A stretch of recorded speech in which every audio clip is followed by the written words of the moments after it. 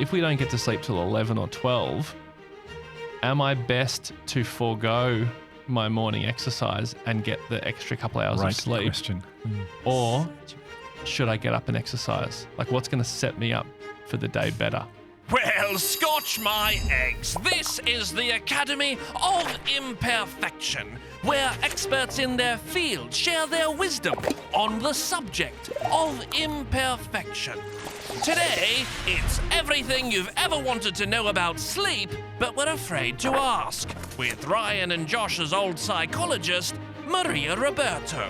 What happens if in the last 8 years of your life you haven't even reached 6.5 as an average? Let's talk about that, because that's actually a really big question. So join students Hugh, Ryan and Josh and sit back, relax, but don't fall asleep in the Academy of Imperfection.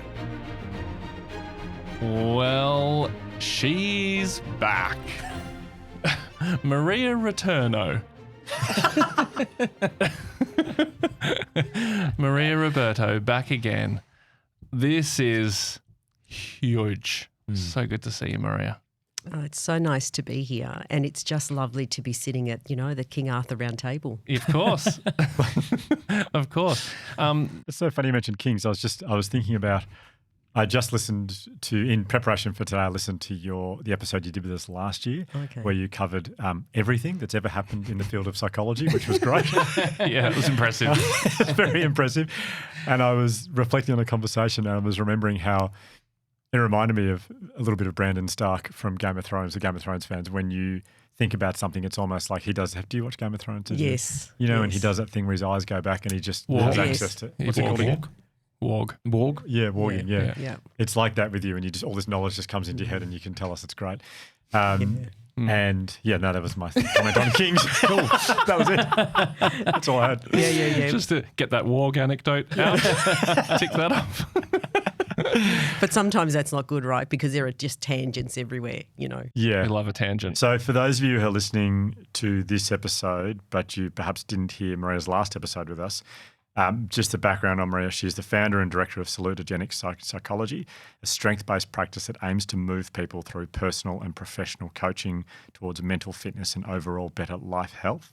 Maria's work is based on a theory of salutogenesis, where well-being is built from the development of positive human assets and strength-based skills.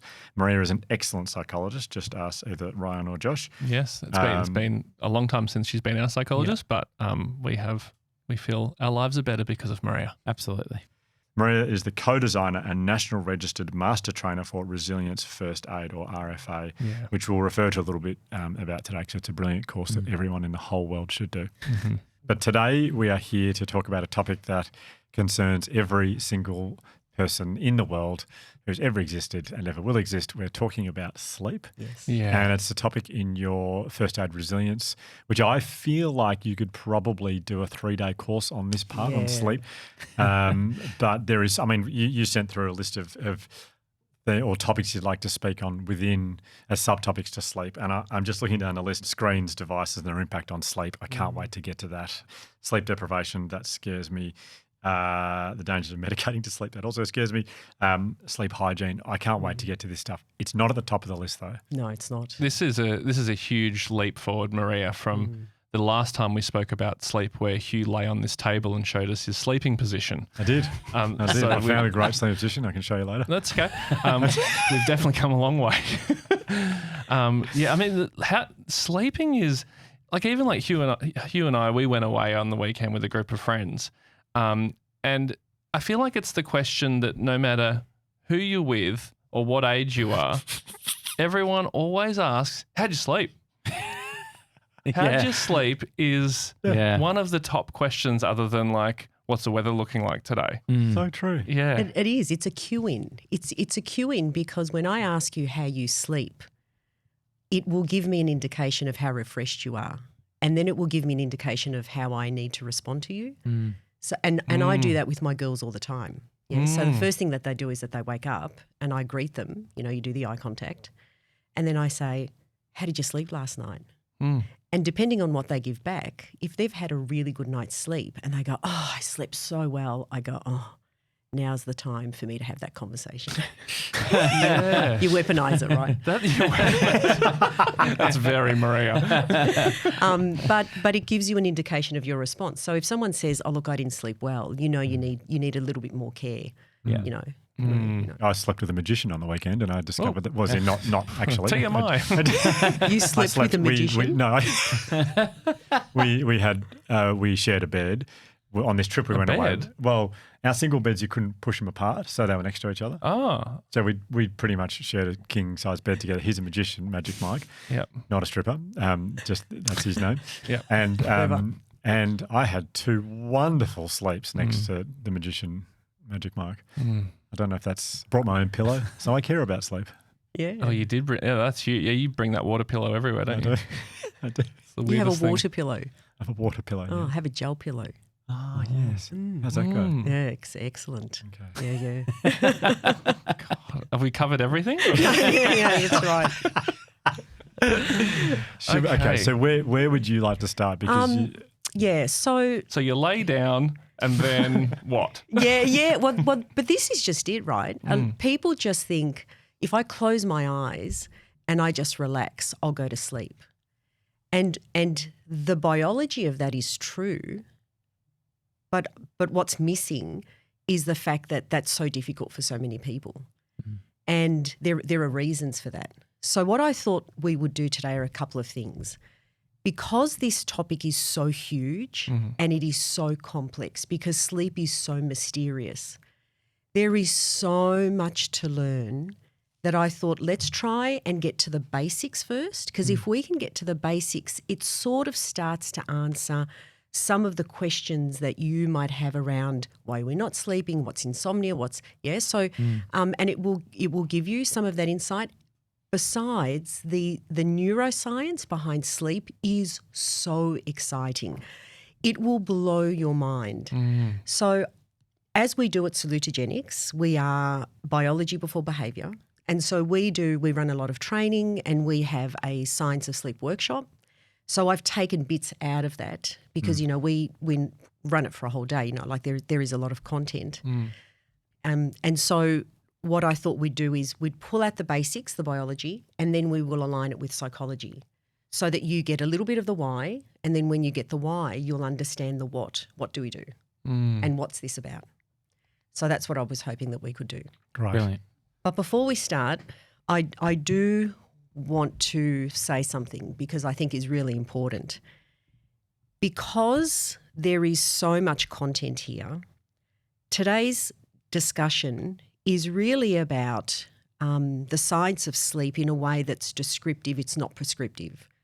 So when I talk about some of the science, people will just go, oh, so I just need to do that. It's not that easy because there are so many variables. Yeah. So I just want to be really clear that I'm going to describe what the research says. I'm going to describe some of the biology. That does not mean that I'm prescribing anything in particular. And in fact, because sleep has such a pertinent biological feature in our lives, which is increasing our longevity and increasing our lifelong health, it's really important that if anybody is having any issues around sleep, you need to see your GP. Especially parents of children, you need to see a paediatrician. You need to be talking to specialist people who then can put together a treatment plan. Yeah. Really good to know. Well said. Great. Okay. So you lie down and what? So what's sleep? Yeah. Yeah, what's sleep? So sleep is not unconscious. You don't go unconscious. Sleep is an altered state of consciousness. And this altered state of consciousness has some criteria around it. So when we go to sleep, we go into really deep rest. And we go into rest in a way that allows the body to completely move into a state where it can be replenished, where it can be reorganized, reset.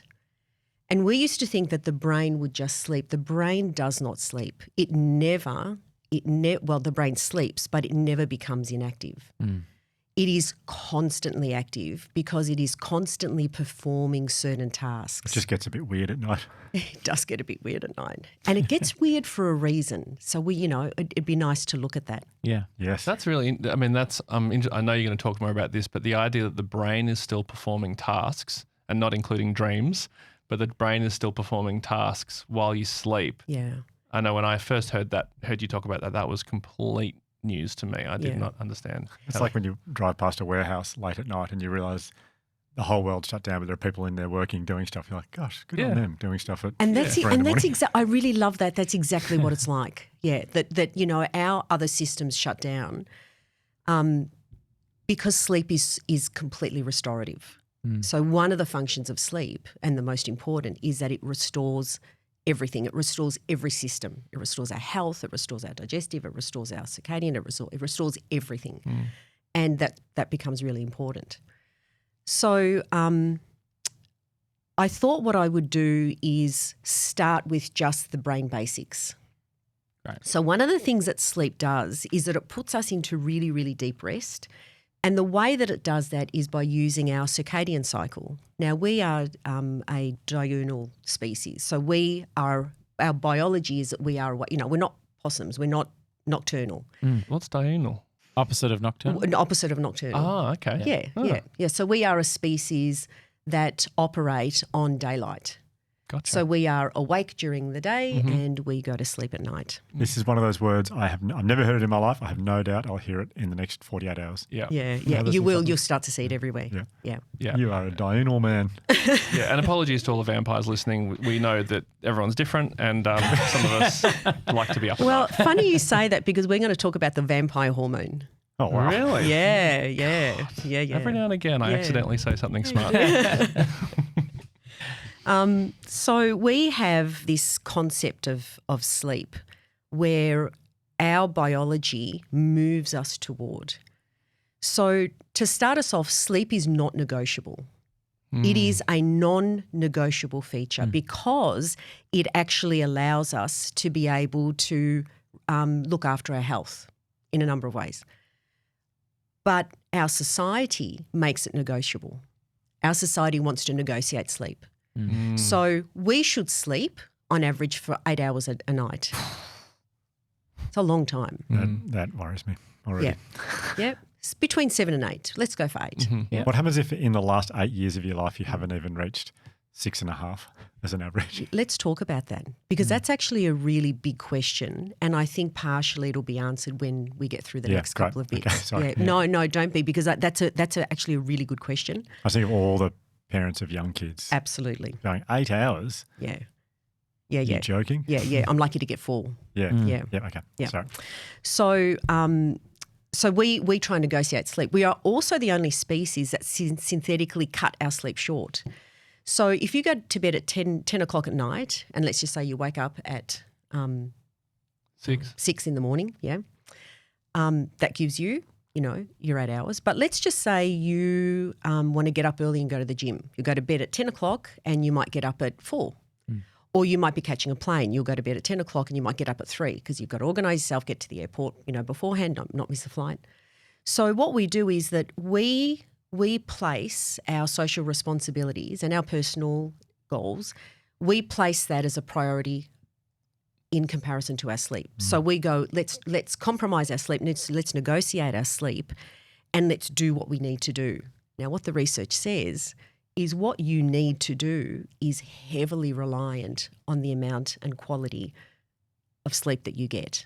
Yeah, which conceptually goes, yeah, okay, cool. So just go to bed at 8.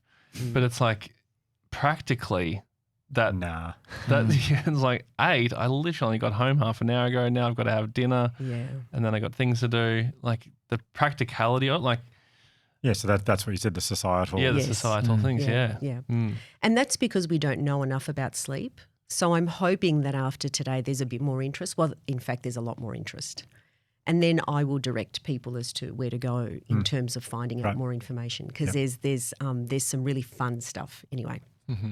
I think some people also like to sort of flex that they don't need as much sleep. There's a belief, I think, in the high achieving world that to be a high achiever, you can get away with like I work late, get up early, and that's not only the cost, that's a cost I'm willing to pay to be successful, but also that the people who are really successful can do that naturally, and it's that if I don't do that, I'm not one of the ones that will get there. Well, it's the work hard, play hard person at Yeah. work. It's Yeah, like yeah. I work hard and play hard.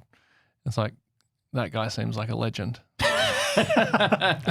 And that's a myth, right, Josh? It's a myth that I believe that I can sleep on less. Now, some people can, but when you are activating really high levels of energy during the day, then you are going to need your sleep to restore that. So work hard, play hard legend. Obviously, that's obviously not the ideal sleep formula. But maybe it is, without being like alarmist about it, but maybe it is interesting to kind of talk about like what are the costs of that what are the costs of less sleep or bad quality of sleep? Well, it doesn't cause, right? It just raises risk. So you just have greater risk factors. You've got greater risk factors to inflammation. You've got greater risk factors to getting sick. You've got greater risk factors to diabetes. You've got greater risk. So it's not the lack of sleep that's going to kill you. It's the fact that because we are not caring for our sleep, then it slowly deteriorates the health of our organs and the health of our capacity. So in the end, it's going to be something else, but it can, sleep is a big contributor to that. So let's just start with our brain. So how do we sleep? How do we get to sleep? So we have light-sensitive eyes that our eyes during the day are constantly picking up on light, and we need that light in order to promote really good levels of energy. So there is an area in our brain called the suprachiasmatic nucleus. Now, isn't that a fantastic name? It really is.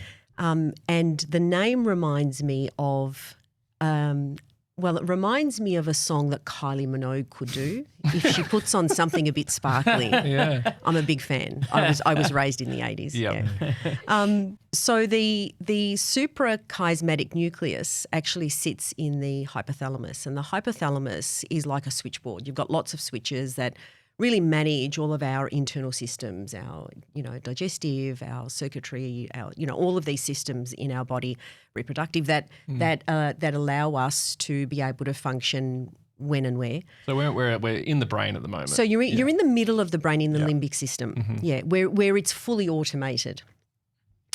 So the suprachiasmatic nucleus is this small part of the hypothalamus, and what that does, I want you to imagine a mirror ball. Like a disco ball. Like a disco ball, yeah. The suprachiasmatic nucleus, you got it? Yeah. Disco ball.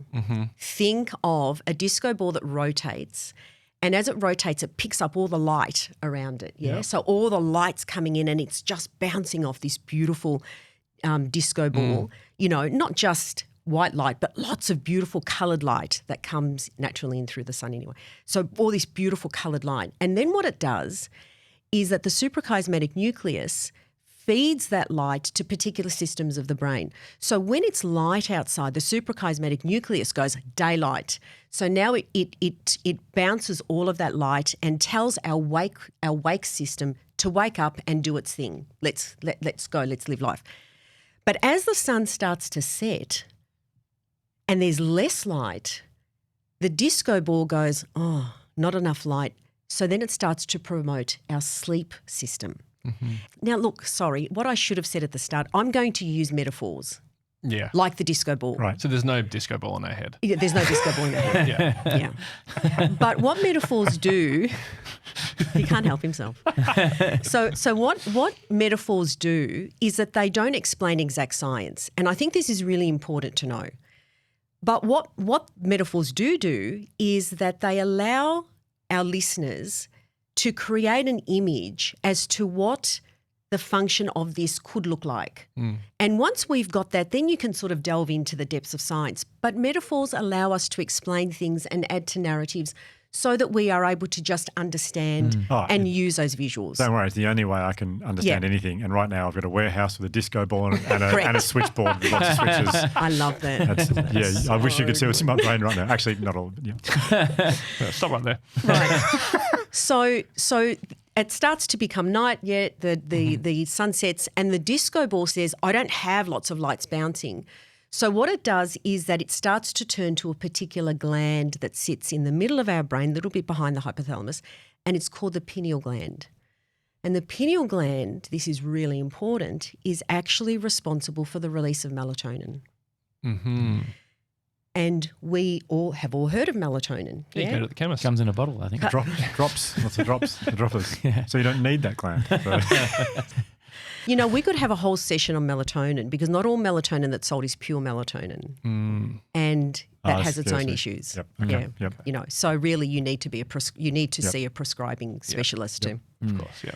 So we've got this suprachiasmatic nucleus, and what it does is promote all of this information to the pineal gland, and the pineal gland goes and see the pineal gland waits. It's really excited, and it just goes, "When's my turn? When's my turn?" Right? Can you imagine? Yes. It gets really excited. Yeah. And any time that the suprachiasmatic nucleus turns to the pineal gland and goes, "Now's the time," because she whispers. She's a disco ball. She's glamorous. She turns to the pineal gland and she says, "Now's the time." And the pineal gland gets so excited that it wets itself and it releases melatonin. Wow. Maybe we don't put that in. I think that's good. Because my metaphor in my head was like the kid being called off the bench to get on the field to play. Yeah. But That's the actually better. wedding No, itself- that might be better. So now we've got melatonin. Melatonin is our drowsiness hormone. So melatonin, what that does is that when it becomes nighttime, melatonin starts to rise. And the rising of melatonin starts to promote a type of really sort of, type of fatigue, a really deep need, relaxation around, I'm sort of just feeling a bit drowsy. You know that sleep wave that they talk about? Yeah. Now, melatonin is a hormone. So we're going to come back to that because this is really important when we're thinking about taking melatonin. And melatonin is known as the vampire hormone. Oh. So the vampire hormone works best when the sun goes down. Okay. Gotcha. Got it? And so we need the vampire hormone / melatonin Yes, in order to get ready to go to sleep. correct. Yep.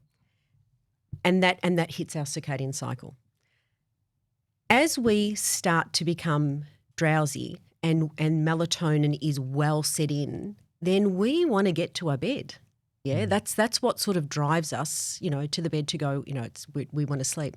So we can go and scroll our phones, right? Well, this is what's really interesting.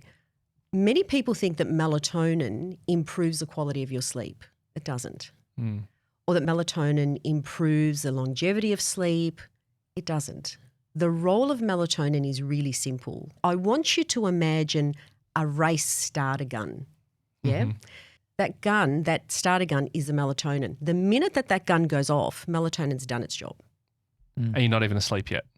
And you're not even asleep yet, yeah? Well, you're on the verge of sleep. You're on the verge, Yeah. okay. Yep. So melatonin has more to do with the preparation of you starting to come down to sleep, and less to do with it. It's not an overly active agent, a little bit, but an overly active agent in actually sleeping. Right. So it's not actually going to get you the REM sleep. Correct. It's just kicking it off. Yep. Yeah, okay. You with me so far? I think so, yes. So if melatonin isn't what then keeps us asleep, what does? Before we get to that, I can ask a question about Please. so under the current system that you've described, lights are dimming, Yes. melatonin's being released. Yes. If I then turn on lights again Yes. and look at screens, Yep. TV, bright lights in the house, what happens to the melatonin release? That is a beautiful question. Do you know it only takes 15 seconds of really bright light to interfere with your melatonin? And what happens if your melatonin's interfered with? your sleep promotion decreases. Mm-hmm. And so what you're doing is that you're telling the suprachiasmatic nucleus, because remember it's light through the eyes, and then all of a sudden the suprachiasmatic nucleus starts to spin again because it's gone, oh, light's coming in, we need to be awake. And then what it does is that it promotes cortisol, because cortisol is our wake hormone. We have a misguided understanding of cortisol. We all think that cortisol is really bad. It is not. Cortisol allows us to use our energy. It allows us to promote energy so that we are able to be functional and adaptive. And cortisol actually allows us to start to think. It's when cortisol levels are too high, that's when it works against us. But our biology is like that. Everything in moderation. Anything too much or too little is going to go against our health. Yeah.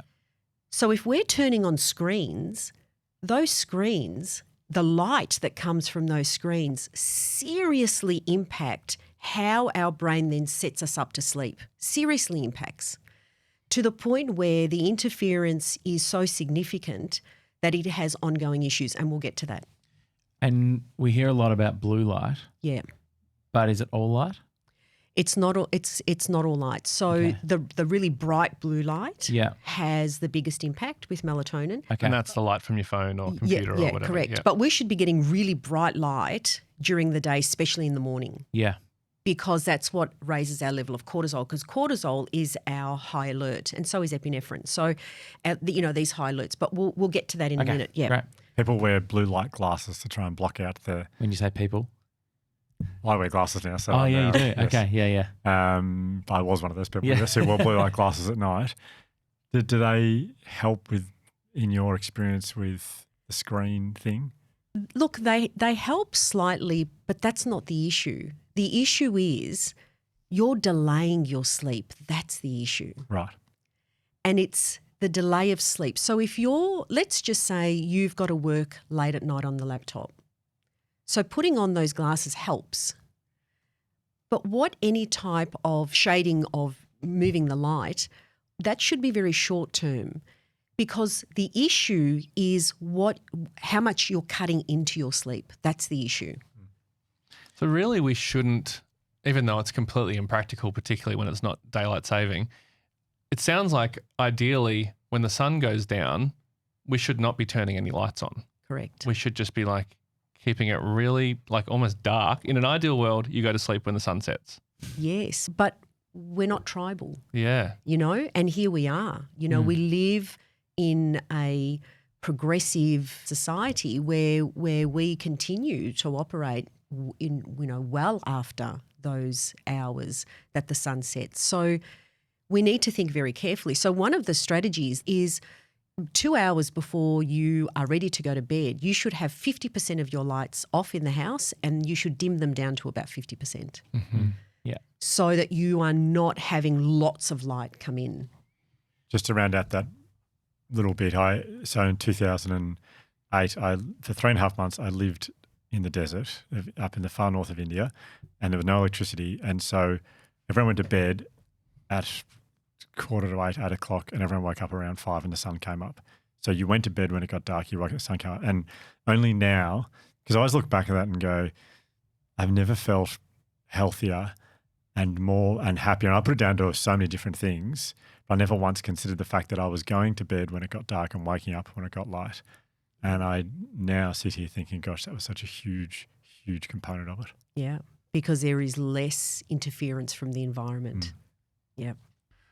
So let's go back. We've got our melatonin. Mm-hmm. Melatonin, the gun goes off, it's done its job. Yep. But we'll go back to melatonin later because it's a hormone. What happens next is we experience what we call sleep pressure. It's an internal sensation that we have that you just go, oh, I've just got to go to sleep. You know that feeling, yeah? Now, sleep pressure is interesting, and we need to explain it because it has a really big role to play to really getting us to sleep. Mm-hmm. So it causes this sort of sedation process, but sedation is not sleep. Alcohol sedates, other substances sedate, but sedation's not sleep. So we need to be really clear about that because it promotes a false sense of sleep. So we start to feel sedated. What causes that sedation is a neurotransmitter called adenosine. So let's talk about adenosine. So adenosine is our sleep neurotransmitter. And adenosine is gorgeous. So adenosine is a chemical byproduct of ATP, adenosine triphosphate. Oh, Hugh. From half court. TPPC. Anyway, we could talk about this Right, for hours. yeah. Hugh. Who But even if are you- If you think of ATP as all that power and all of your cells, every cell has it, right? Just think all that power. This is really easy to remember. Yep. So during the day, all that power releases the energy in your body so that you can do what you need to do, exercise and all the rest of it. And there are all other aspects to it. But just for now, know that adenosine is the byproduct of ATP. So the more ATP you're using, the more adenosine is going to be floating around in your body and in your brain. Do you understand? Hence why you feel tired after a big day of exercise or work. She's dancing for those of you who are listening. That's absolutely right. And hence why parents of young kids go, the playground is the place to be. If I just take them to the playground and they play and swing and climb and run around for 2 hours, parents will say, I know that they will sleep well. And that is because what is happening is that adenosine is being promoted in the body. Now, I want to explain how this works, and let's use another metaphor. I want you to think about a jigsaw puzzle because there's more to this. Mm-hmm. So a jigsaw puzzle is going to be your sleep puzzle. The aim is for your entire jigsaw puzzle to be complete. Every piece is in, you fall asleep. Mm-hmm. In fact, adenosine promotes deep sleep. Very important. Mm-hmm. So what happens is adenosine are floating around, and they accumulate. So every hour they accumulate because you're busy. Yeah, you're busy. You're busy being productive, and so this adenosine is accumulating. I want you to imagine that they have to fit. They've got to fit into your puzzle. You can't just put it anywhere. So far, so good? Mm-hmm. I want you to imagine the space that jigsaw piece needs to fit into, that space is waiting for that piece to be inserted into it. Yeah. Mm-hmm. That space in the brain we call adenosine receptors. So once they are all placed and you have a complete jigsaw piece puzzle and all the pieces are in there, you are now asleep. Now here's the issue. Sometimes we lose a puzzle piece. Why do we lose a puzzle piece? Where is it? Is it in the cover of the box? Is it underneath a table? Has a dog eaten it? Is this still a metaphor or is this Still metaphor, still metaphor. Yeah. And so we can't sleep because not all the pieces have been placed. Now there's reasons for that. So what interferes with those pieces being placed? Stress, particular illnesses, diabetes. You know, when our bodies are unwell, sometimes it's a little bit harder to get to sleep. Not sometimes, most times. But here's the thing. There is one main contributing factor that interferes with those puzzle pieces being placed so much so, and something that we do every single day that we don't take enough notice of, but yet it seriously impacts our sleep, and that is caffeine. And the reason for that is that the caffeine molecule mimics the adenosine neurotransmitter. Oh. So what happens is I want you to think of an AFL tackle. You know when they tackle each other? Mm-hmm. So caffeine comes in, tackles the adenosine and goes, it's mine, yeah? And then slots itself into the receptor. Oh, sneaky. So the adenosine receptor thinks that it's adenosine. Well, it knows it's not adenosine, Okay. But it can't fit any adenosine. but it's blocked it now. So it can't fit the adenosine in. Gotcha. And so the adenosine keeps floating. And if it keeps floating, you're not going to fall asleep. And so that's why you have coffee, to keep yourself awake. So this is because I've often I can have a coffee later in the day or even at night after dinner and I'll still be able to fall asleep. But it sounds like even though I can get to sleep, I'm definitely not getting as good of a sleep as I would otherwise be getting. Correct? Correct. Mm-hmm. Can I ask about Please. adenosine creation, byproduct creation? Yep. You talked about ATP in a physical sense of like running around doing physical exercise. But I think about kids experiencing new things, but also I think about myself when I like first started, say, working a full-time job from like a 9 to 5, and I would get home and be asleep by 7 o'clock because I was so exhausted.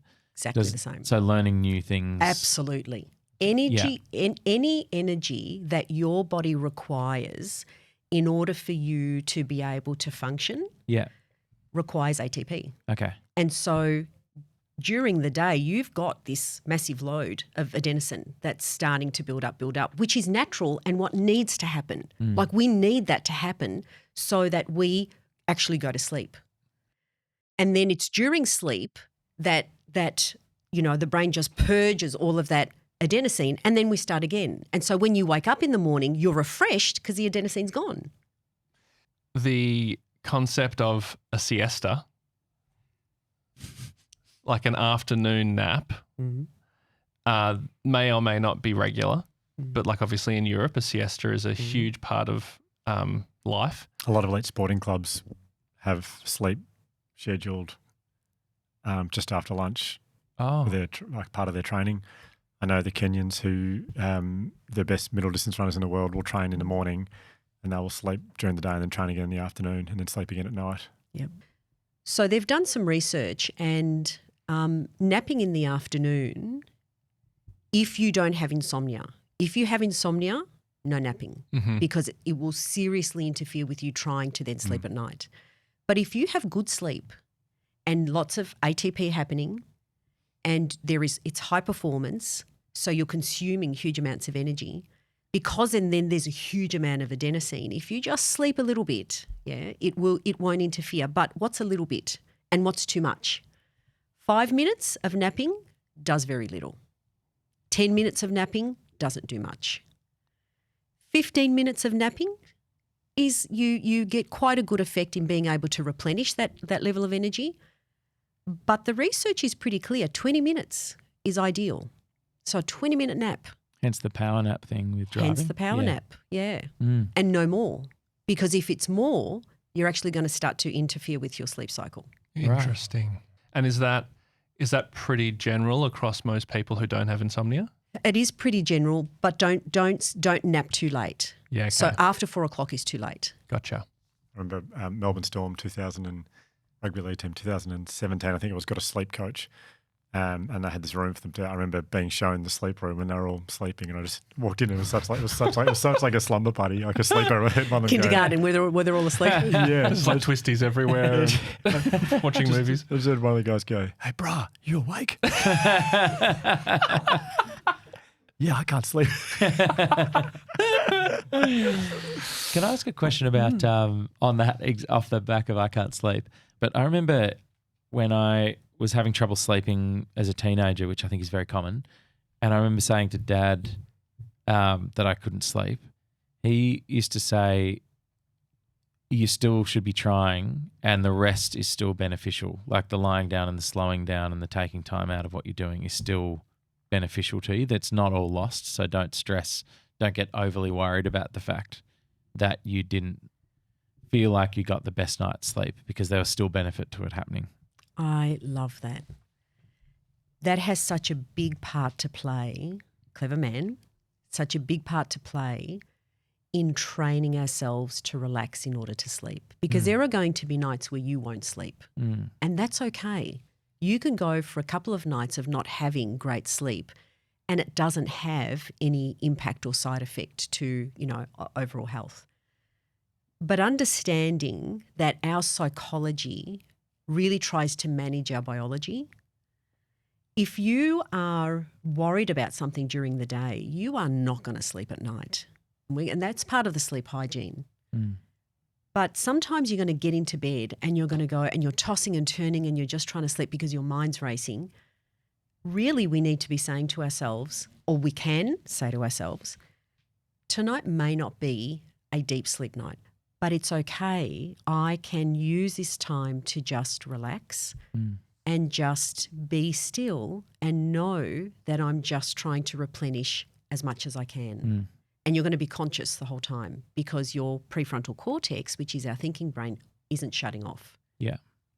But not all is lost. But not all is lost. Yeah. There's good news. Okay. A lot of people drink coffee and they're probably thinking, so when can I? Yeah. And can I? Am I right in saying it's like Yes. 8 and 10 hours before you want to go to bed, you shouldn't be drinking caffeine? Is that right? That is absolutely right. But can we just make a distinction? Because everybody that I speak to will say, especially when we start our Science of Sleep workshop, everyone puts up their hand and goes, the first thing we want to know is there's some research that says you shouldn't have coffee and there are other, that says, when should we have, we should, we shouldn't.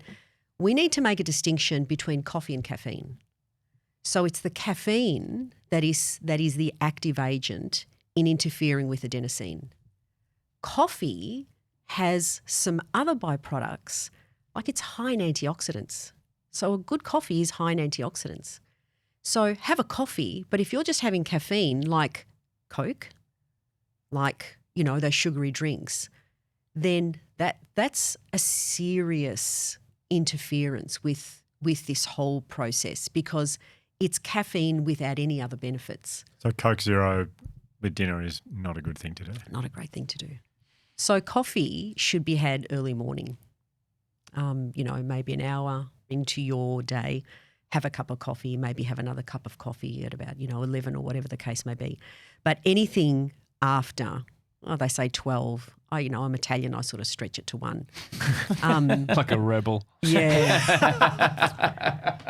Anyway, let's now talk about what happens during sleep. Yeah, okay. Yeah. So all your puzzle pieces are in. So all our puzzle pieces are in. Yep. And now that they're in, we are now asleep. We are in bed. Yep. We're in bed and we're asleep. So what happens now? And why do we sleep? What happens? So I want you now to imagine a vertical line because I'm going to talk about stages of sleep. Okay. So right on the top of the vertical line is when you're awake. Yep. So that's going to sleep requires for us to move into 4 stages. So the first stage that we move into is what we call alpha stage, and it's called alpha stage because alpha waves are being activated in the brain. And alpha waves are those waves that promote drowsiness, fatigue, which is what you're getting from the adenosine, yeah? Mm-hmm. Yeah. That's the feeling. Second stage is what we call the beta stage. And beta stage are where you have beta waves that are being identified in the brain. Beta waves is where your brain is doing lots of thinking. So right now, there are beta waves. Interesting, part of sleep. Yeah? Yeah, right. Where does twilight sit in? That kind of, am I awake, am I asleep? That's the next stage. Oh, sorry. Yeah, Sorry. which is theta. Yeah. So you've really come down to a relaxed state. And theta occurs during meditation. Theta occurs during really deep relaxation and daydreaming. So, you really are very, very hypo-aroused. Yeah, there's this real deep relaxation. And then you hit this deep sleep between theta and then delta. And delta is that you've gone into very deep sleep and your non-REM starts. It does bother me that the third stage doesn't start with C. Why? That's A, B, T, D. That's a real problem for me, but that's all right. I can deal with it.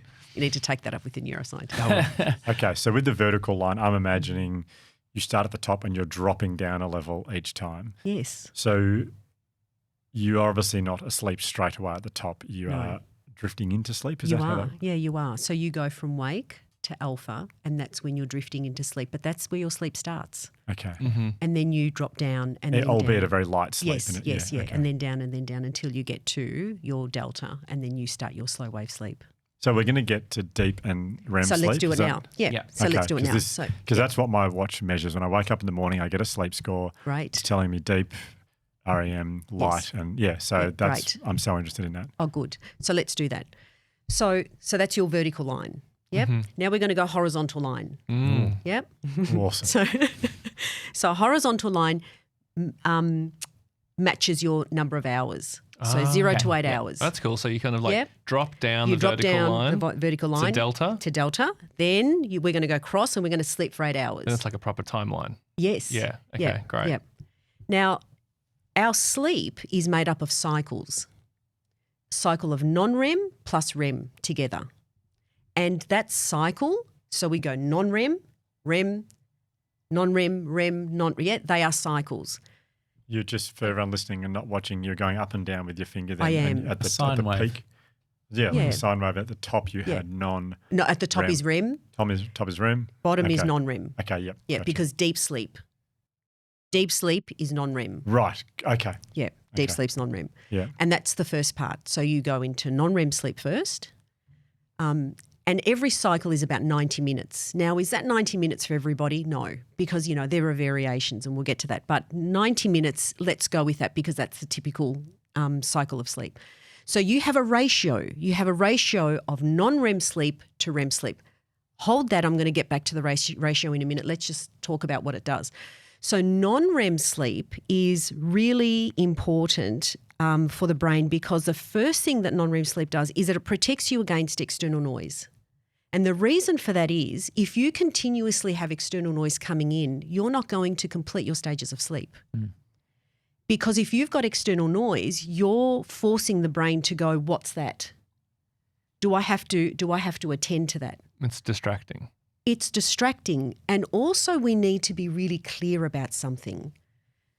Sleep is promoted by safety because our brain is wired to detect for cues of threat.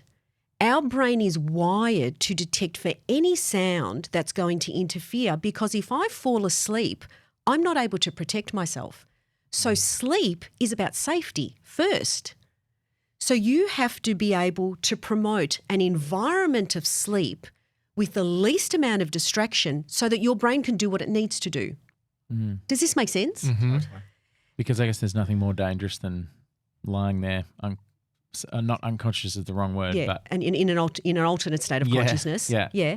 And not being safe. So that's why where you have had a burglary in your house recently, let's just say, it is, and it's been documented, it's really, really common for people in that house to then not sleep for a significant period of time or sleep lightly because their biology believes if someone has broken into our sanctuary, I now need to listen out for it so that I am alert to those cues of threat. Like our brain is this amazing organ that is so sophisticated and is so incredibly attuned to us, our environment, and the role of keeping us well. Anyway, let's go back to our sleep. Yes. Right. So we've got ratios. Yeah. Now, the first thing that we know is that deep sleep is what we call slow wave sleep. Now, when we are talking about beta waves, and I'm using my finger now to sort of go a sharp up and down, small. That is awake stage where there's lots of electrical activity happening because we're focusing. When we are in deep sleep, the non-REM sleep, it's this slow wave sleep, this slow curved up and down line that you see. And what that does is that it calms the brain. And slow wave sleep starts to wash away clutter. What it does to the brain is that it starts to give it a bit of a cleanse. Now hold that for a moment. So what that means is in those 8 hours, we've got non-REM sleep, which is non-rapid eye movement. Also Your deep eyes, sleep. Yep. also This is deep sleep, Yep. And then we go up, then a cycle, we go up to REM. And when we get to REM, that's where it hits beta. So there's lots of eye movement rapidly from side to side. And it's processing, our brain is processing. Sorry, our brain's processing what? What's it doing? We'll get to that. Okay. Right. Now, in the first half of our sleep, over 8 hours, there is a greater ratio of non-REM to REM. This is imperative that we know this. More non-REM So more of setting our brain up, just giving it a wash, but calming it. So imagine this wave is calming our brain. And then what happens is that suddenly the brain goes, okay, that's enough non-REM. Now we're going to spike up to REM because we need to do something with all of this stuff that's washed away. And there is information during the day that is being collected that is important, like our learning, and there's memory. So now we've got to do something with this. So then it starts to spike up to REM. And REM is rapid eye movement. And REM is where there is just a fiery activation of neural electricity. And this is where we dream. So REM is our dream state. And here is where all of the information during the day just comes out to play. Everything that we have ever coded in our brain, in our hippocampus, because that's our learning and memory area of the brain, everything is just shot up. What happens during REM is that our prefrontal cortex is completely switched off. So REM is completely non-rational. And it's a dream state. And it is during that REM stage that our brain does three really important things. So the first one, you're going to love this.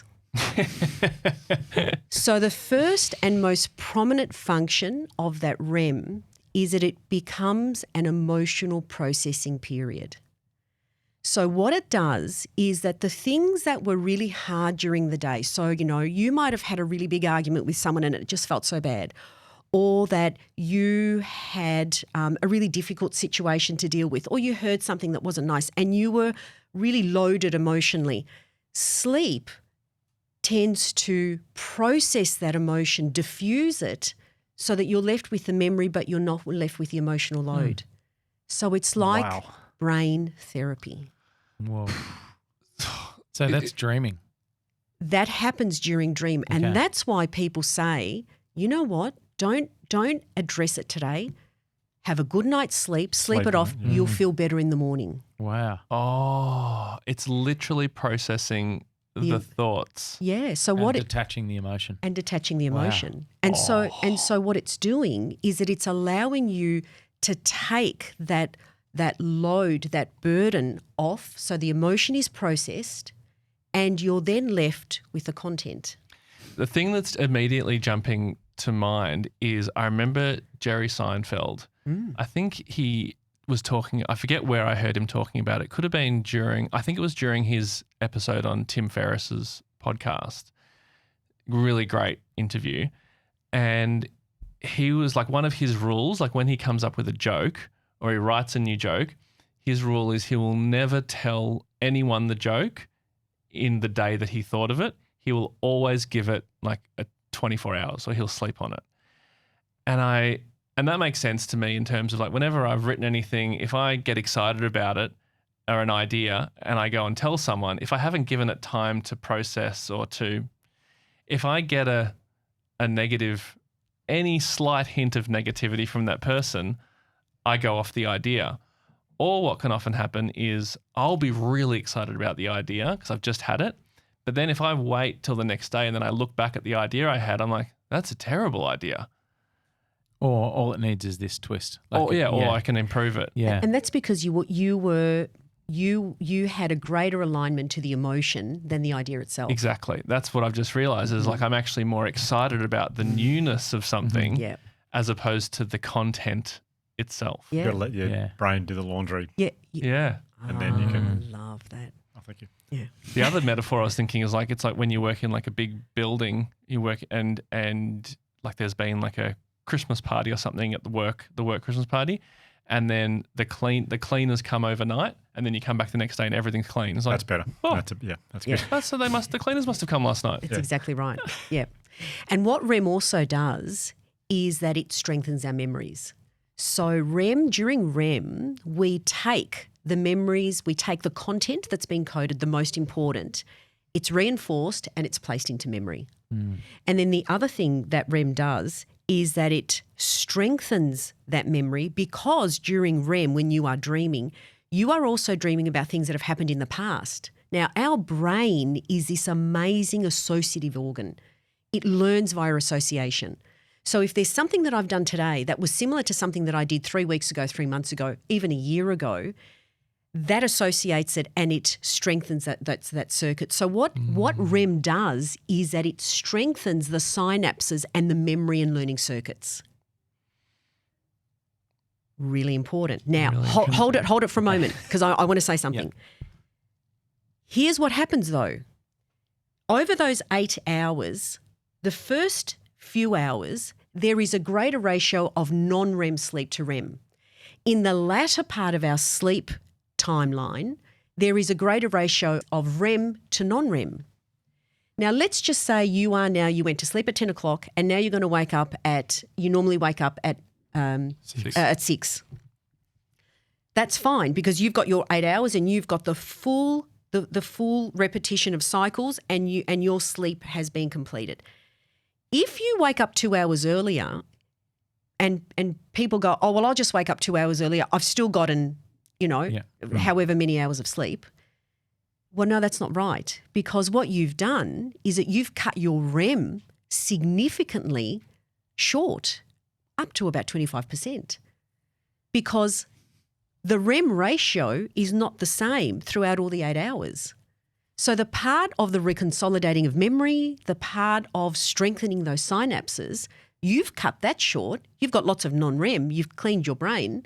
But what you haven't done is that you haven't processed and recalibrated all of that information in a way that the brain can then remember because you've cut your hours by at least 2 hours. You've cut your hours short. So now we're starting to go, oh, does that affect us? Absolutely it does. We remember less. Our reference point to material is not as accurate. There are a whole lot of things that we are interfering with. Does that also explain why if I've had a really short night's sleep and I'm feeling crap, I will be much quicker to emotion and say cry in the morning, and I also eat really poorly? Is that because I haven't detached the emotional from my self-identity and self-worth? Maria's nodding so heavily right now. Yes, and you, if you would have had a really emotion intensive day, and the you day had before, the day before, and you haven't had a good night's or even sleep, just a regular day because they're pretty emotional. and as they are for me, then we haven't processed that enough, and so you're going to need another night's sleep, but you're going to need better sleep. So you're sort of starting off the back foot at the start of the day. That checks out. Yeah. And this slow wave sleep is the biggest promotion for our immune function. Can that, like what Josh was saying in terms of the fact that he's quicker to cry, could that also mean that someone has a shorter fuse the next day? Yeah, yes, absolutely. Look, there are a whole lot of other variables, but we're just focusing on sleep and its contribution to that. Okay, great. Yeah. Okay. Now, I just want to say something about REM sleep. Yeah. Because we've spoken about the biology. Now let's talk about the psychology of it. Let's talk about what REM sleep actually looks like. So pure REM sleep looks like a psychotic state because there is no rational brain that is coming in to manage it. So there are 4 ways that your brain becomes psychotic during REM. The first one is that we see things during dreaming, during REM, that are not there. They're actually not there. We're just seeing them in our mind. And that's hallucinating. The second thing is that we believe things that could not possibly be true, like I'm flying. That's delusion. The third thing is that we become confused around time, space, and person. And that's what we call being disorientated. It's like it's kind of like when you're like, yeah, you were there, but you weren't you. Correct. Yeah. And then the last one is we have wildly fluctuating emotions, and that's what psychology calls being affectively labile, that we have no control over these. So if you were to take that and put it into a day person, it looks like a psychotic state. Whoa. And yet this is what REM sleep does every single night. It allows this very floral stage of anything goes because there is no manager containing it. The manager's gone home for the night at the warehouse. And then lastly, we will get up the next morning and forgotten everything that we've dreamt about, and that's amnesia. Yeah. So I always forget my dreams, but Jam always remembers her dreams in great detail. What's the difference? Well, that's because she places a value and a focus on remembering her dreams. So you can train your brain to remember dreams. And if you are not leaning into that to start with, it's going to take a bit longer. But dream training is a really big thing. Sorry, just on a ratio. Sorry. Yeah, go. For people who measure their sleep. Yes. Oh, yeah, go on. They get every morning they'll get a reading that says you got 25%, and we're told through whether it's Garmin or whatever your measurable is, that 30% of each is kind of what the ideal. Is that about right from your the research you've looked at? Yes, absolutely. You want just as much non-REM as you want REM. Okay. Yeah, I remember you want it to be similar. Like yes. You want, Yes. Yeah. Yeah. And the wearables have a pretty good strike rate of how accurate they are, probably about 85%. You know, you're going to get the highest percentage if you go to a sleep lab and they hook you up, and so they're fairly reliable. Yeah. Okay. So can we go back to non-REM for a moment? You're going to like this. And this is the beautiful work, and you'll find this on YouTube, by Professor Jeff Iliff. And he describes link in bio to that. Yeah, and you will find this, and it's not a really link in bio, link in show notes. Yeah, and you'll find this beautiful TED talk that he does, and I've got it here for you. This beautiful TED talk that he does, where he explains it beautifully. So if you do a close up of the brain actually uses a huge percentage of our glucose energy, something like 40%. So it's got to get rid of all of this debris. Waste. Yeah. Like, how does it do it?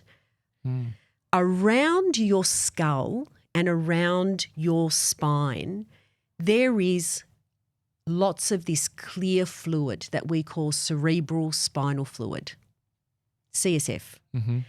And that CSF, there's so much of it that it cushions your brain and it cushions your spinal cord. In case you have a bump, a bit of an accident, it just absorbs some of that impact so that it doesn't affect your brain. Because remember, your brain is not a skeleton. It's really soft gel, so it needs to be protected.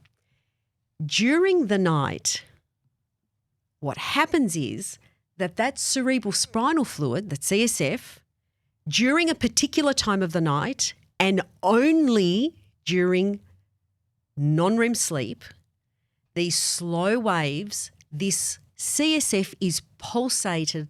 Imagine you're in a bath.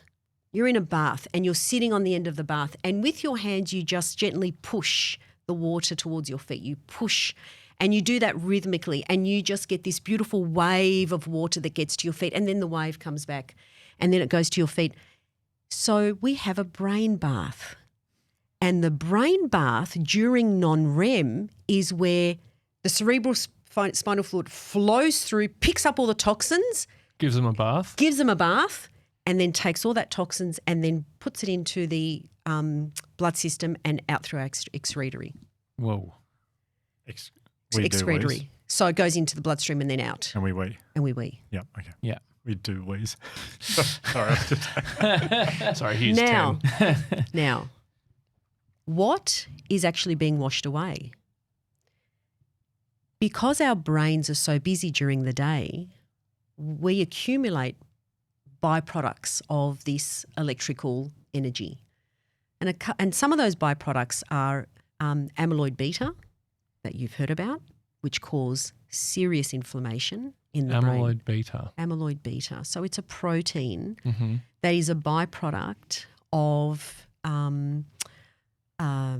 just functioning, any type of exchange in the brain, chemical exchange. It produces. But it produces, as a waste product. Okay. So let's do another metaphor. Imagine that you're at the soccer, and there are people like my husband who bring, not mentioning names, who love peanuts. But he doesn't just bring a peanut that he eats. He loves to de-shell the peanut whilst he's watching the soccer game. Oh, He's a yeah. massive soccer fan, Yeah. right? So him and his mates, they get to the game and he brings a big bag of peanuts. And his mates know that he's coming with the peanuts and everyone gets very excited. Doesn't take much. That does sound fun. Right. So what they do is that they're watching the game and then they stand because it gets a bit exciting, yeah. But what they're doing is that they're de-shelling the peanuts and then the shell falls to the floor and you eat the peanut. And that peanut is the nutrient. That's what your neurons, it's a metaphor, it's what your neurons are wanting. They're wanting that nutrient. But in order to have the nutrient, have the peanut, you've got to de-shell it. And so if you are very active intellectually, and going back to what you were saying very early on about high achievers, Yep. they Or striving for or high striving achievement. for Yeah. that they are using a lot of that energy, so are creating more shells. Yeah. Now imagine that you're standing there and all of these shells are falling to the ground. You're creating now debris. And that debris sits in between your neurons. And that can be referred to as the amyloid beta and also tau proteins. The CSF during non-REM sleep, during slow wave sleep, with this beautiful brain bath, comes in, the CFS comes in between all of those gaps, takes away those shells, and you've got a clean brain. And that only happens during non-REM. Now, we know that amyloid B and the tau protein are highly aligned with things like Alzheimer's disease. And that inflammation in the brain is also aligned with Parkinson's and a whole lot of other diseases. So sleep then becomes a biological imperative. We need to sleep to clean our brain and to allow our brain to process our thinking in order to retain memories and create really strong synapses in order to maintain our health. Wow. It's terrifying because of the cost Correct. implication there. Yeah. And I hope I'm not being too specific, but it seems like you chose the word align very carefully. So it's not causational. Yeah. You know, we don't. The science is very, very cautious to explain what is being found. Yeah. And what is being found are those proteins in the brain, specifically with Alzheimer's. And it happens that it's also the one thing that's being washed away so well during non-REM sleep. And you will see people who have symptoms of Alzheimer's that their sleep has been quite poor, that there's been lots of disrupted sleep. So, you know, when we're not saying one causes the other. There are so many other variables too. Stress plays a really big role. Yeah, yeah. And I hope that explains a little bit of, you know, why we have poor mood. When there is a reduction of REM, it dysregulates mood, it increases our negative reactivity. You know, we become more rigid, less agile. You know, it's a huge disruptor to mood. Yeah. So, yeah. Yeah, I found it this morning. I didn't get much sleep last night, ironically. I've probably got 6 hours, I reckon. And I've got up, as per usual, probably 2 or 3 times to a child. And this morning I was talking about something to Soph that has been on my mind a little bit, but I think I've been sort of managing the emotional attachment to it. And this morning I almost started crying talking about it, and it was really bugging me. But I think on a full night's sleep, it doesn't bug me as much. Yeah. And there you have it. Yeah. Yeah. It's really nice when science can describe the anecdote of our experience of life. And then when we know the why, we are then more likely to then pay attention to the what. Yeah. Yeah. So sleep hygiene. Yeah.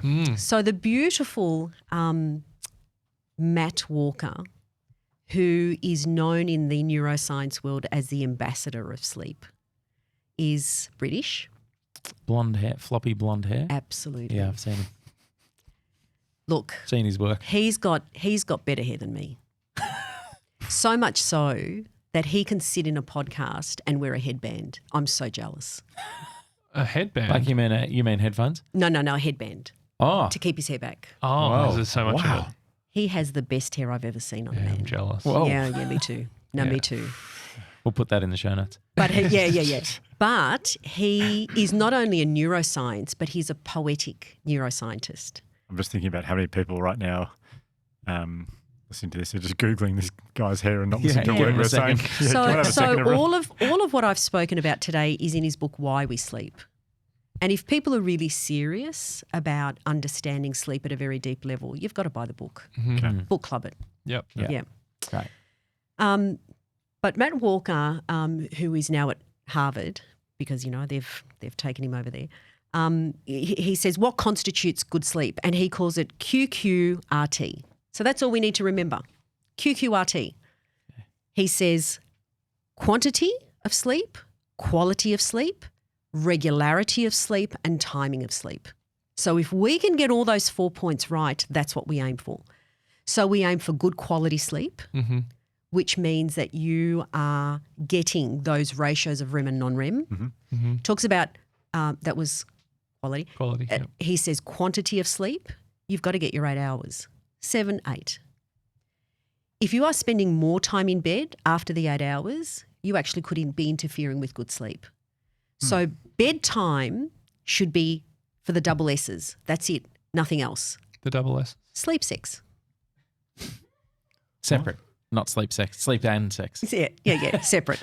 Sleep, sex, that's it. I'm so confused. Don't start eating in bed. Don't start watch watching TV in TV. Oh, they're the two Don't- things you can do. Yeah. You can do. Yeah, Gotcha. yeah. Gotcha. Yeah. Great. Yeah, the 2 S's, the double S. Yep. We call them the double S. Yeah. Yeah? Yeah. Cool. Yeah, you do both. But we're just going to talk about sleep. Not at the same time. No, that's right. Yeah. So your brain is highly associative. If you are doing other things in bed other than just sleeping, your brain is going to associate that with playtime, creative time, TV watching time. So you may experience a greater difficulty in being able to get to sleep. So let's talk about quality of sleep. So quality of sleep is that you reduce your external noise as much as possible so that your brain, whilst it's going non-REM, REM, there's no interference. It can actually do that safely. If you've got lots of stuff happening, if you've got lights on, music going, TV going. However, there are so many people who will say, but I need the TV to sleep. I need background noise to sleep. The background noise is okay if you are able to use that to sleep. But if your noise is elevated to a point where it's interfering, well, then that doesn't work. So to clarify and to quote someone who I think was trying to give me a compliment, who said they use our podcast to go to sleep. I do it with another show and I regularly put it on with a 15-minute timer and it goes off once I'm asleep. Is that a bad idea or a good? Is that bad for me or is it okay? It's not bad or good. It's about what works for you. But let's talk about what you're doing. Okay. When you are listening to podcasts like this, the tone of the vocalization is low. Yeah. And because it's a low tone, it almost has a sedation effect. Oh, yeah. Yeah, like you're listening to it and you just go to calm. Now, if you have that on low in the background, because your voices for most of your audience, I would say, is so familiar and people feel so safe with you talking about what you're talking about and who you are, that's a cue of safety for your brain.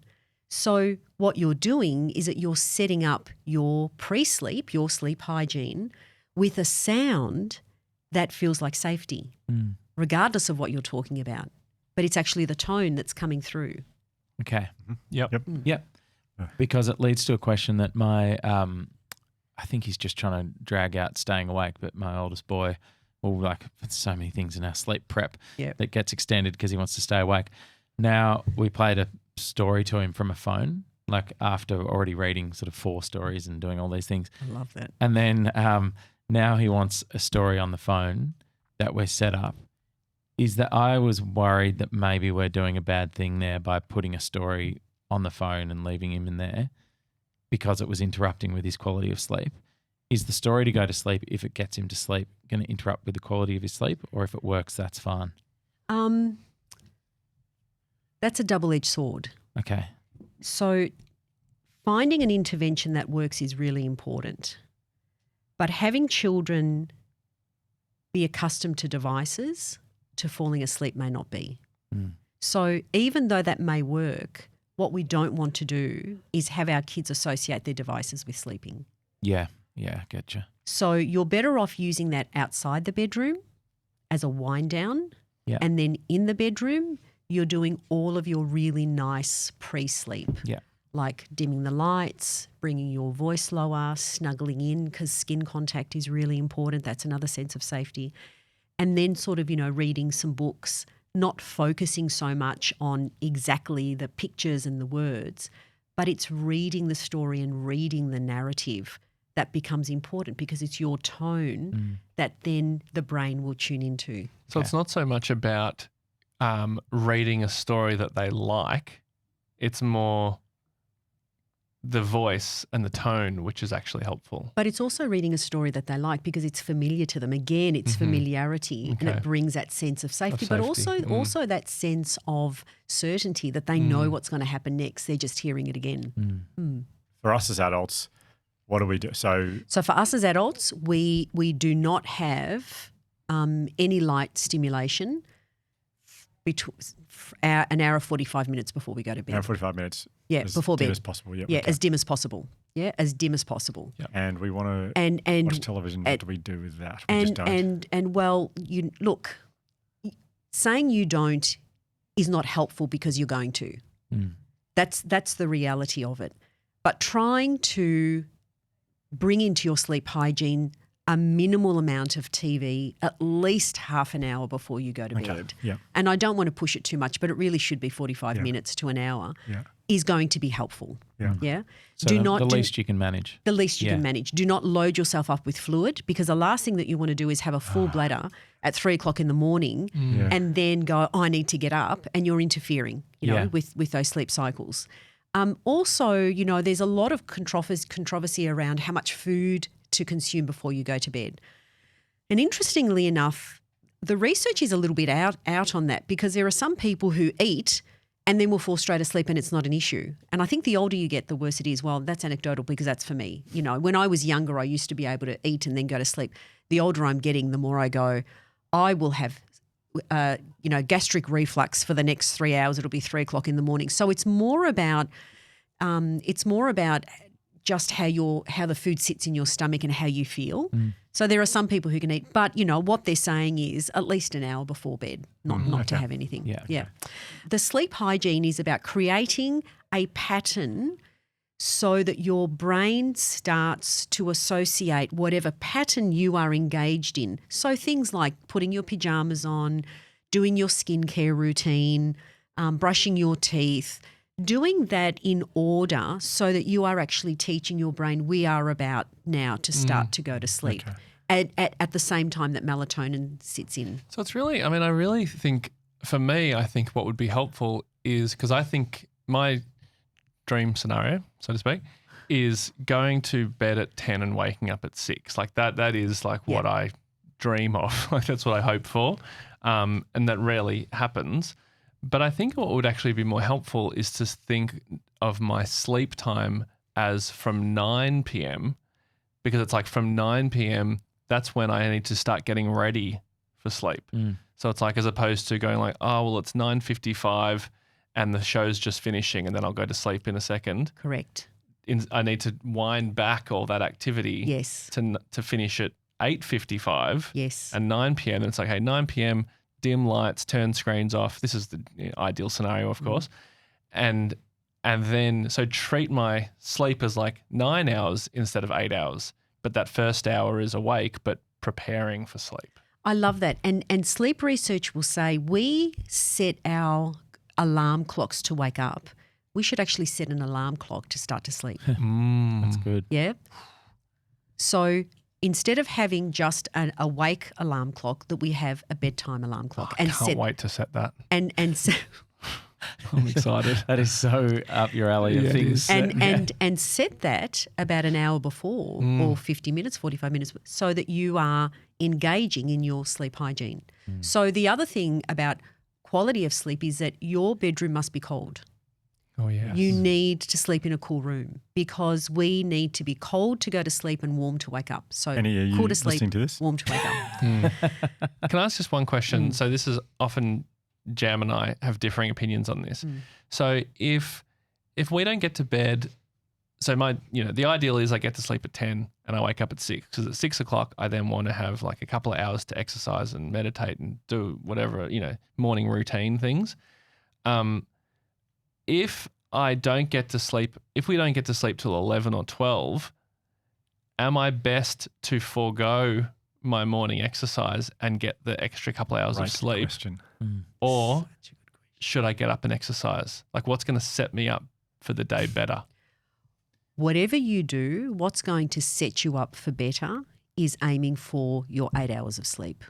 Sleep wins. Sleep wins every single time. Wow. What if your identity is so tied to being fit? The costs What do I do? to a reduction of sleep are significant. Weight gain, sugar levels, inflammation, digestive issues. In fact, fibrosis has been found to be one of the costs of poor sleep or insomnia. Because in my mind, everything I've sort of picked up over the years or whatever is like and I often feel this, if I start the day with good exercise, actually this is interesting now I think about it. If I start the day with really good exercise and I get all the exercise I want, there are some days where I feel excellent throughout the day. I'm like, God, I feel good. But then there are some days where I do the exact same amount of exercise and I feel exhausted in the morning and throughout the day. I'm like, that's weird that didn't work this morning. But I bet on those days, it's the sleep. It's the sleep. Absolutely. I also seem to remember hearing Matt Walker say that the cost, like your ability to do that exercise is something like 30% less if you've had less than 6 hours sleep. That's correct. Yeah. That's correct. Because you So you're getting a lot less out of it anyway. You are getting a lot less out of it, and that's because you haven't had a proper brain bath. Yeah. Yeah. Okay. Cool. Okay. So temperature of the room between 18 and 19 degrees needs to be cool. Yep. I just realised that I don't really get to sleep or the exercise. I'm just going for neither the last couple of years. I feel like we need to acknowledge. I think it's implicit in Josh's stories he's told, but just to acknowledge parents who, young kids have very little control over any of this stuff, and have probably aren't listening at this point. But it's throwing the phone out. Yeah, the window. because it's just you don't really get a say a lot of the time, and you feel the impact every day of lack of sleep. Let's quickly talk about that because we need to alleviate some concern and fears here. Our body is incredibly complex and also protective for us. So where there are young children, yes, you will get lower levels of sleep, but then there are other things going on in a parental body when you are connecting and attaching to your child and doing the child rearing, which is oxytocin, which is that bond. The oxytocin, it's the attachment, the love hormone, the bond hormone. That's quite protective. So that buffers a little bit against a lack of sleep. And it promotes that sort of protective barrier to our sleep-wake cycle. Yeah. I just want to say something around melatonin, if I can. Yes. Melatonin that is taken as a treatment, as part of a treatment plan to sleep, is used quite often with children and even adults. We need to understand that melatonin is a hormone. So it won't just affect sleep, it will affect other things. And one of the other functions of melatonin is that it impacts the reproductive system. So, for example, high levels of melatonin intake for children has been shown to bring on menstruation a little bit earlier, or that for older people that there is an impact on reproduction if you're taking really high quantities. So this is not prescriptive, and I am not a pediatrician, I'm not a doctor, but my advice is don't just self-medicate. Sit with somebody who is specialised in this area so that they can do a full assessment and then use melatonin, because melatonin's really important, and it's really been shown for some children to work really well. But it just needs to be contained. Yeah.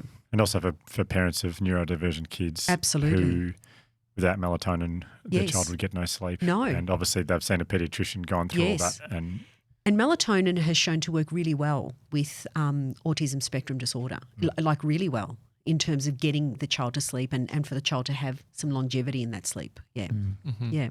But important to do it with a healthcare professional. Absolutely. That is specialised in this Yes, area. because if you're giving the wrong dose, the wrong timing, then it can have adverse effect. Yeah.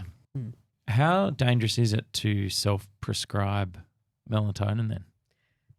Look, the risk is high, and the risk is high because self-prescription comes without a treatment plan.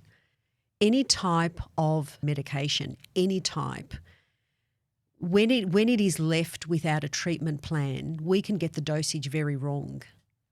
And so that error of dosage then can have really dire consequences, and especially if we are loading a system up ongoing in a protracted period for a long period of time. But the amount of melatonin that can be prescribed can sometimes be at a disproportionate rate to the amount of natural melatonin that is created in the body to sleep. And your suprachiasmatic nucleus is actually going to create the amount of activation in the pineal gland for that pineal gland to produce the amount of melatonin that is required for you because it's your biology. Yeah. So it's pretty complicated stuff. Yeah, but just take care and, don't take it upon yourself for prescription. Well said. This is Where to now? Yeah, where to now? Quality, that was quality. Yeah. Quantity, 8 hours. Regularity. Regularity, really important do it every night. to do it every night, to go to sleep at the same time. Oh, okay. Give or take 30 minutes. Okay. Yeah, give or take 30 minutes. So if you go to bed at 10 o'clock, whether you go to bed at 9:30, maybe, 10:15, but within half an hour, you should be going to bed at the same time, because your question is what happens to sleep debt? Because humans in our world, we like to have short sleeps during the week and then long sleeps during the weekend. And we go, well, we'll just catch up on the sleep debt. Yeah. Yeah, we've heard of that. Yeah, of course. Yeah, there is no catching up. Doesn't work like that. Doesn't work like that. Yeah, it's not a bank. We can't just put, sleep coins in and hope that accumulates. It doesn't work like Your that. body doesn't know it's Saturday. No. Yeah. And in fact, you start to really interfere with circadian rhythms, but you are less functional during the week. And that's why the song I Don't Like Mondays has far more science behind it than what you know, because when you are sleep deprived during the week and you're trying to catch up on sleep debt, then that circadian cycle is not working for you. And so you are more likely to experience significant mood disturbance. I've got a feeling everyone listening to this is going to have their own specific questions to their own specific life. I know. But I'm trying to kind of think of all the different people, and one type of person that's coming to mind is the shift worker who works throughout the night, or even like it's been documented that through history, lots of artists will do their best work at 3 a.m. and they'll get up at 2 and they'll work through the night and they'll sleep in the day, and they have I think Picasso had a very specific, routine like that. But and I'm assuming it's not good, but to talk about it, what is the effect of people who do work throughout the night when it's dark and the sun's not out, and then sleep when the sun is out? So let's just start by saying we need these people. And we are so indebted to the service that they provide for us. Can you imagine you're bleeding and you can't call an ambulance, or that someone's breaking into your home and you can't call the police at 3 o'clock in the morning? Yeah. We require a society that works and is functional. We also know that people who work in high adverse occupations are more likely to be at risk of adverse responses to trying to be nocturnal.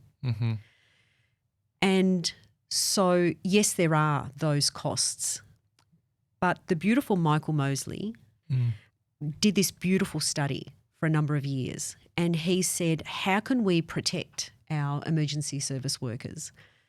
So one of the things that he found is looking at gut health, which is really important, and that's a big story and, one for another time. But he looked at gut health, and what he found was that when we sleep, we're not eating. So that actually helps promote, it quietens the organs so that the organs can reset. So what he did is that he said, well, what if we asked our emergency service workers to not eat during their shift? And that became protective. That actually became protective. Why is that the case? It's really interesting because when we allow our bodies to have a non-digestive period, what that does is that it reduces the activation in that area, and it allows that space to then be supportive of better health, because we are not consistently loading it and consistently asking it to be processing. But there is also another word that I can't think of that has escaped me. When you don't eat, there is that period of what? Ketosis? No? Yes. Yeah. Yes. Oh, Josh. Yes. Yes, yeah. There is that period of ketosis that just allows the body to replenish and reset. And because our digestive system is so closely linked, there is an axis between our gut and our brain, then that plays a really big part in it being protective. And so that fasting period is something that we are seeing research talk more and more about. What also is incredibly useful is your level of resilience. So psychologically, if you have greater psychological health, that is also protective of your The lack of sleep? The lack of sleep. Oh, wow. Okay. So learning how to manage your stress during the day, learning how to manage that level of stress in your workplace means that you are not oxidizing your body as much, and so you're being a lot more protective. Is that to link it to the debris that causes inflammation Yep. in the brain? Is that because maintaining a higher level of stress and ill mental health throughout the day increases the amount of waste creation? Yes, Okay. and also people who suffer symptoms of anxiety and depression are more likely to have sleep problems. Yeah. And see how that then becomes a cycle. Yeah.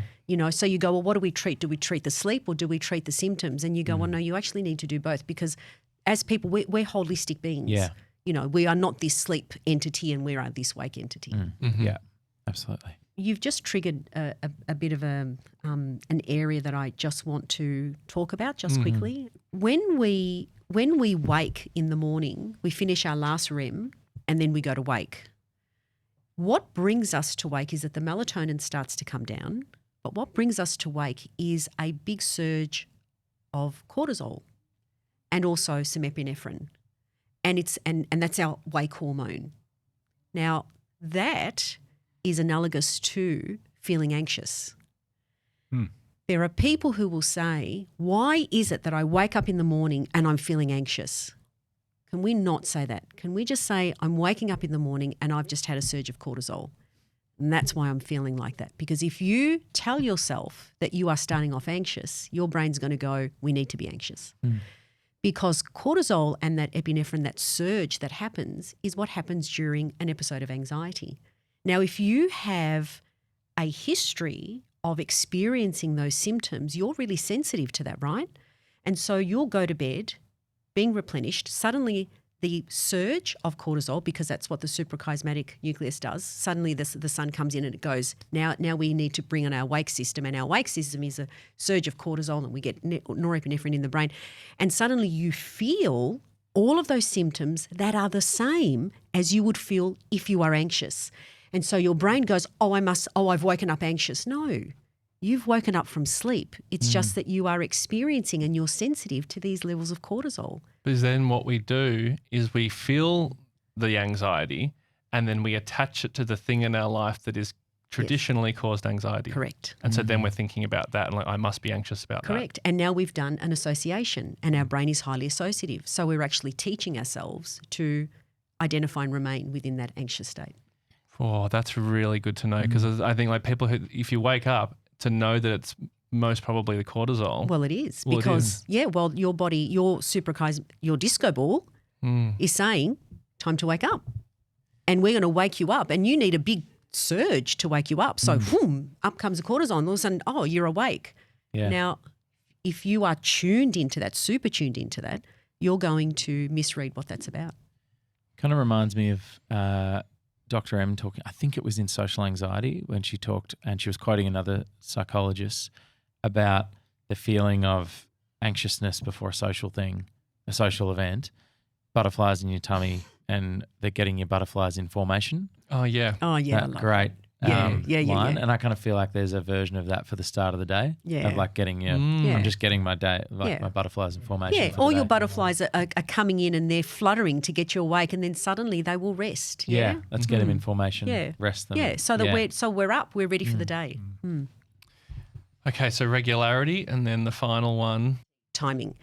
So timing is about the research around chronology. The way we sleep, the length of time we sleep, is actually genetically predetermined. So you may be more of a night owl, you may be more of a morning person. If you are sleeping in alignment with your chronology, you're going to get the best sleep ever. If you're sleeping against your chronology, then that's going to sort of interfere with really good sleep. But that's a very big area. And if you go on to Matt Walker's site, he actually has a QQRT assessment that you can do, and it takes like 2 minutes. QQRTQ. Yes. Yes. QQRTQ.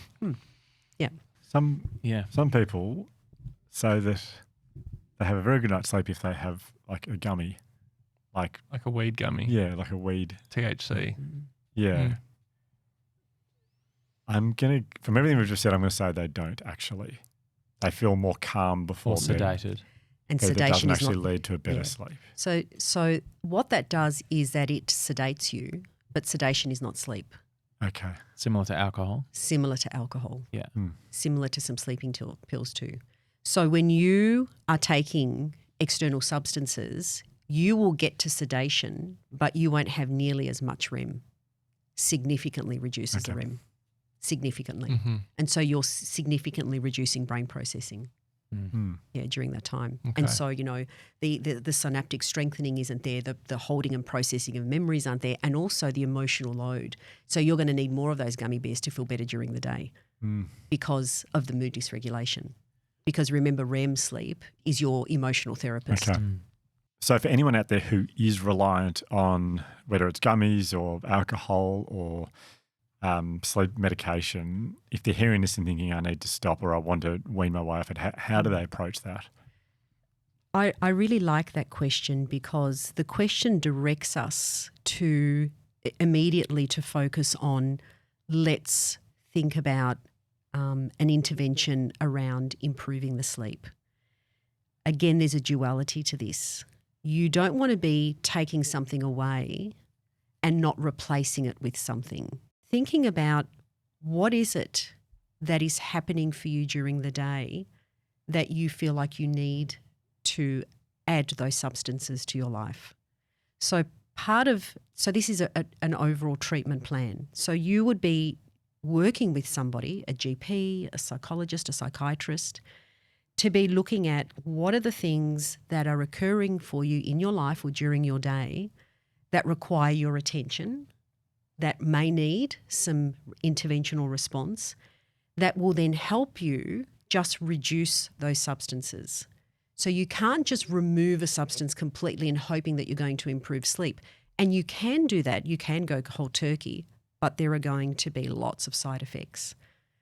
You will have huge difficulty sleeping because you've removed those substances from your system. I mean, you're not getting good sleep as it is, but you're going to get a massive influx of anxiety and worry and rumination that really interferes with that. So you've got to be prepared for those things, which means finding interventions to help you manage them. But there would be gradual. Again, I think a GP and a specialist needs to be working with that. I can see why you gave such a fantastic disclaimer at the start about this being descriptive and not prescriptive, because there's so many factors that would interplay to a specific scenario. So I imagine if you can't sleep at all, or you have really massive trouble getting to sleep, then some kind of sleeping aid may be good to at least get you something. But if you're Yes. dependent, it's so specific to every single It's so- scenario, because and- then there's a cost. There's always going to be a cost analysis across your entire holistic life. And I'm really glad you said that, Josh, because the information today is not just this generic application. There are so many other variables, things that are happening in people's lives, where they're finding themselves in really difficult situation because that's life. You are going to really struggle to sleep, but be kind to yourself. This whole area of self-compassion is really important. Some of my clients who find it really hard to fall asleep start to worry about not being able to sleep. And that we call that type 2 worry. So type 1 worry is where you're worrying about something specific. Type 2 is when you worry about the worry. Oh, yeah. Yeah. So type 2 worry is what we see in insomnia, where I worry about not getting to sleep, but so much so that my ability to even relax about the thought about going to sleep is so disrupted. And that in itself will actually completely interfere and significantly disturb a good night's sleep. So, I mean, there's obviously so many people who, Hugh, it's such a good thing to bring up, the THC gummies, and a lot of people who would be eating them would be doing that because they've got, anxious thoughts running through their head, and it's just, I've got to quiet these thoughts, and then at least I can get through the night. Yes. So if it's not a good idea to have the gummies or any sort of sedation technique, are there, maybe it's different for everyone, but what sort of techniques can people use if they are having anxious thoughts while they're lying in bed staring at the ceiling, their partner's fallen asleep and they're all by themselves? This is a very big area because now we're starting to talk about the role that anxiety plays in our lives, or depression, or any type of mood disorder. It's really important for us to know that at the moment what our society is experiencing is a lack of capacity to be reflective. So we talk about, are you receptive or are you reflective? And receptive is that when I wake up in the morning, pick up my phone and I start to receive information. Or that I wake up and I'm on calls and I'm starting, what we're doing at the moment as humans is that we are relying, or we are favouring an influx of information so that we can become informed. But being informed doesn't mean you're better, because you've got to put some of that into action. And if all I'm doing is receiving information and trying to process because I value intellect or I value information, and information is vital, by the way, but then I'm not stopping to reflect, your brain actually isn't processing any of that. It's just being beaten by all of this information that's coming in. So during the day, it's really important to have reflection time. And that's the role of the default mode network. But it's probably a conversation for another time. But the difference of being receptive and choosing to have reflection, because if you have periods of reflection during the day, and it's a particular state that the brain goes into where you're not receiving information, you're wandering, your brain wanders, you are daydreaming, you're sitting not doing much, and your brain is just allowed to rest, is the time where parts of this brain that we call the default mode network come into play and becomes really creative, and it links ideas to the information, and suddenly you go, oh, I've just had this really good idea. That happens in the morning when you wake up because your brain's clean and it's held on to all these memories. But we need to have periods during the day where we are being reflective so that we can process that, so that we're not loading all of the processing to our sleep. So this is exactly what you just described, and I didn't realise the science of it, while it was happening. But for long-time listeners of the show, you'll know that there was a period of time where I didn't have a smartphone. I used a flip phone for like 220 days, whatever it was. And so it meant that when I was walking or I was anywhere outside of the house or away from my computer, I had no access to any information except for text messages and phone calls. And so I'd find myself, unlike the previous 15 years of my life, I would walk without a podcast or any music, or I wouldn't have any news or social media or anything. And so I just found myself just walking and just with nothing to do, which sounds crazy that that's so novel, but it kind of is. And what would happen in those times is I would feel that what you're describing is that was reflecting. That Yes. was like time to reflect. And like now I'm relatively good with my phone use, I think, but when do we have time for reflection now? Like it's actually, I actually, for most people, I cannot think of a time in the day until we go to sleep where we have any time for reflection. And this is just it. I have a beautiful dog that I love more than any other member of my family. Name? Tonka, Okay. like the truck, Yeah. because he bulldozes. Yeah. I take out that lead and he loses his mind, Mm. but then I do too. And I walk with no music, no interference. It's just him and I. Yeah. And if he wants to run, we do a run. Stops for a sniff. I'm not pulling him. I'm going, you sniff that tree Mm. because this is your time too. And we have this beautiful synchronization just of mind and energy where we are really enjoying our environment and really aligning to that. And I can do that for 30 minutes. I can do that for an hour. And I can tell you during those walks, I have the best ideas. I have the most insightful little sort of thoughts about something that's happened. And then suddenly I'm almost problem solving, but not purposefully. We need to make time for that. We need to make time for those periods. And you've worded it in a really great, memorable way, like reflect versus receive. Yeah. So much of us will spend the majority of our day, Receiving.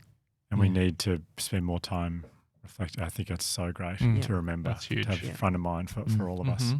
This is not an exact science. You are never going to do any sleep exactly. And you're not meant to because perfectly, because life fluctuates and that's just the way it is. But know that your brain and your body is so protective of you that as long as you are self-caring and looking after yourself and that you are doing everything that you can to care for your biology to the best of your ability, everything else will fall into place. As long as you are honouring the sleep and you're honouring your fitness and your connections, because they are the really big things about, well-being, you're moving in the right direction. It's not about perfect, but it is about getting as much of that as you can. So before we wrap up, Hugh mentioned RFA, which is Resilience First Aid training, which you run and we've all done. It's 2 days of basically the sleep part of it is a section of that, but there is so much more to it because of course, sleep is a small part of resilience, but it is an incredible thing. Can you just explain to those who don't know if I didn't do a good job of explaining it, maybe you can do a better job. No, you did a great job of explaining. It's a 2-day fully certified course, which, by the way, has just been certified by the American Academy of Medical Continuing Professional Development. So that's really huge. Right. And we've just published a paper, peer-reviewed paper, Oh, on the Congratulations. thank you. That's huge. Yeah, alongside Yuri. But the course is 2 days where it teaches the core skills and practical strategies and domains of resilience, but it does so much more than that. We really look quite deeply at self-regulation. We look quite deeply at those 6 domains and why those 6 domains exist. But what we do in Resilience First Aid that is vastly different from any other program is that we introduce what we call conversations of care. And those conversations of care are built around the default mode network and our ability for reflection. Because when we teach structured conversations as to how to connect and how to help ourselves and other people reflect on what it is that they are being consumed by, you are reducing the load of leaving all of that for sleep. So the entire program, based on neuroscience, has a profound impact on developing an understanding and insight and a skill set, practical skill sets that allow us to bring it into everyday life. It is not an intervention. It is how to improve the quality of how we use our touch points, of how we create well-being within ourselves and then support others to do the same. It's so good. I just think it would be such a great thing if you could take your staff, or if you've got a company or colleagues, or it's just particularly those conversations of care, is that what you call it? Yeah. That activity was probably my biggest takeaway from the 2 days. It was so practical, and I was immediately using it in my actual life. It's just so accessible. And so simple. And so simple. And you get to hang out with Maria for 2 days. So that's pretty cool. And I take you on all my tangents. Yeah, the tangents are great. Tangents are the best bit. Just learn to write really quickly. Write that down. Yes, write that down. Well, this has been highly educational. Yeah. Some would say life-changing. Yes, it will be for many. And again, a huge thank you, because you could do this with no preparation. I know you could, but you do so much preparation for us anyway. So we really, from the bottom of our hearts, we are so grateful for the time you've put into this, because it will help so many people. It will change so many people's lives. Ryan's spot on. So thank you so much, Maria. My pleasure. And thank you for giving this topic a space, because at the moment this topic is pertinent to a lot of people's lives. And if we can increase the education just a little bit, that the information that comes in we can place in our mind, that itself becomes an intervention. And I also want to say one other thing. There is so much information out there on everything that I've spoken about. Matt Walker's book, looking up YouTube's, and I've got some links to research papers. But what I'd like for people to think about is, rather than just an intervention to reduce the anxiety of sleeping, maybe we just spend some time listening and reflecting on some of the things that are important to help create and induce good sleep, and place our minds on what we can do rather than what we need to worry about. So rather than worrying about not getting enough sleep, maybe thinking about what are some things that I can bring into my life that will allow me to just look after myself better. That's it, and not think about sleep specifically, although for some people you need to, but I just wanted to raise that. Well said. Amazing, Maria. Thank you, Maria. So good to see you. Pleasure. That Thank was you. awesome. Thanks for having me.